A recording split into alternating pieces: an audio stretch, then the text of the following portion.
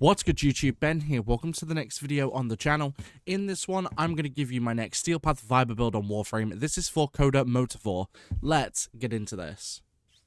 Right, so Coda Motovore is one of the new re-released versions of the weapon from Warframe 1999. Of course, it's the Coda variant, so it's a bit stronger. But let's jump into the build. So the unique trait of it is it receives 6 times physical damage from mods and a different bonus based on the prevalent physical damage type. Impact has a 40% attack speed, Puncture has a 1.5 meter range, and Slash has a 100% status chance. So we're going for Puncture to get some range up on it, but also for our Arcane, which we'll go into in a minute. We've got Crushing Ruin as its stance mod, aerial attacks with crowd control combos, Prime Pressure Point for 165% melee damage, Blood Rush for 40% critical chance stacks with combo multiplier, Galvanized Steel for 110% critical chance times 2 for heavy attacks and on melee kill plus 30% critical damage for 20 seconds stacks 4 times, Galvanized Reflex for 50% heavy attack efficiency and on melee kill plus 20 initial combo for 20 seconds stacks 4 times. We've got Jugulous Barbs for 540% puncture and 60% status chance. Some attacks manifest tendrils to lash enemies within 3 meters, stunning them for 1 second and dealing 25 puncture damage. Organ Shatter for 90% critical damage. Vicious Frost for 60% cold and 60% status chance, and Virulent Scourge for 60% toxin and 60% status chance. And the balance bonus on this is electricity, so we're running viral on electricity. Viral to help cut through the health, and electricity to help cut through shields as well, but also stuns enemies. But we're going with 52.5 natural critical chance, that will get boosted by Blood Rush. 7.7 times critical multiplier, that will get bonused by Galvanized Steel. Our Arcane's melee Doughty at rank 5 gain 1 point times critical multiplier for every 10% puncture status chance in your weapon. So because of that, it goes up a absolute crap ton thanks to Jugulous Barbs, because we've got 1,413 puncture. But that's basically the weapon. We also have Mentor's Legacy on here, so it enables Tenakai as well, which will have faster heavy attacks with no cost to the combo counter, which is also pretty decent for this weapon. But let's jump into the mission. I'll show you what this thing can do. Alright, so we're here at Oxymoco in the Void as per usual. I'll quickly explain why we're here. So we're here at Oxymoco because it is in the Void, so it's late game in the Steel Path. And whilst you're here, you're dealing with the Corrupted. And with the Corrupted, you're dealing with enemies with just health, enemies with health and shields, and enemies with high armor, giving you a more varied example of what your weapon / Warframe can do. I also quickly point out as well, so that I label this as a Steel Path viable build. Whilst this build is viable and you can definitely use it in the Steel Path, it is not meant to get you to level cap, which is level 9,999 enemies. So if that's what you're here for, probably the wrong video for you. But let's get into this. So, immediately start off, and it is a slightly slow weapon to start until you actually get a critical or two. And then after that, it picks up, and you instantly start melting away at pretty much everything. Now, because of our critical bonuses, as well as our damage types, we're able to start pretty much easily start bashing through everything. And then, of course, because we get a bit of extra range as well, it gives us a bit more opportunity to hit further away targets than what we would normally be able to do so. Quickly just bash it, doink. And then, of course, sometimes that won't affect our combo multiplier, but even if it does, we go back to 5 times for a bit, which is nice because we don't end up on ground zero, which is awesome. But as you can see, we are melting through just everything.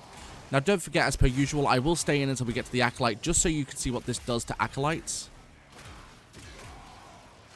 I've also got Gloom on my Atlas because it keeps them alive.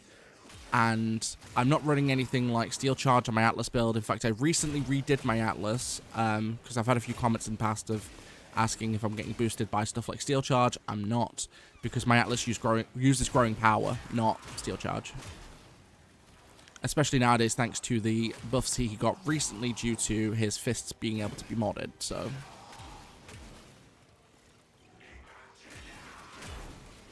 But this is, of course, the next video is probably also going to be a Coda weapon, because I've literally just got a new one last night, which I'm going to be modding in a bit, so the next video of this will probably be one of those weapons too.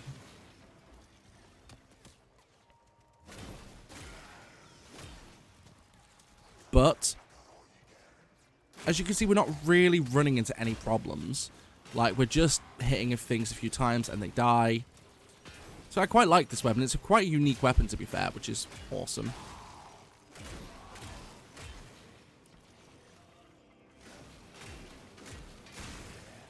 But to be fair, it doesn't actually matter which Acolyte's going to come in, because this is just going to melt through them anyway. Ideally, it would be one that's not going to shut down my abilities, because it would just make it a little bit quicker, but you see that when we get to it.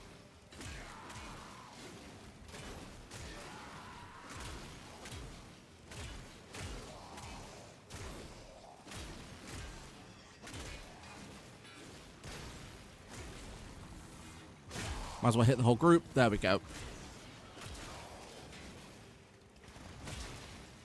Just hit through the wall. Why not? The cool thing with melee is it's still usually the preferred method for people to use. Because like, a lot of people just prefer melee on the steel path anyway. And don't get me wrong, nowadays, pretty much any weapon can be viable as long as it's got decent enough strength already, or decent status or crits or whatever. But a lot of people do prefer to just use melee on its own. And this is a pretty interesting weapon. It's a blade saw, essentially. And as you can see, we just absolutely melted through that Eximus. Of course, it did shut down our ability, so I better activate that again.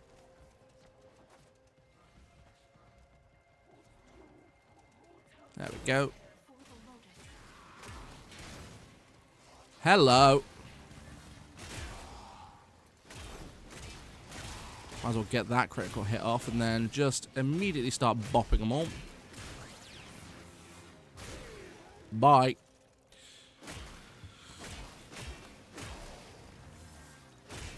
But as you can see, we're not running into any problems. Like, even Eximuses just go down.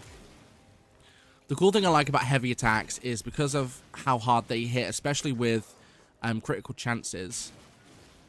Oh, he is dead. I thought he wasn't. Never mind. I just put him on the ceiling. Okay. But because of how hard they hit with critical chances, it's just so satisfying to just walk into a group of enemies, hit the heavy attack, and then just absolutely melt everything in its path. There we go. Acolyte's coming in a bit early today. Let's go.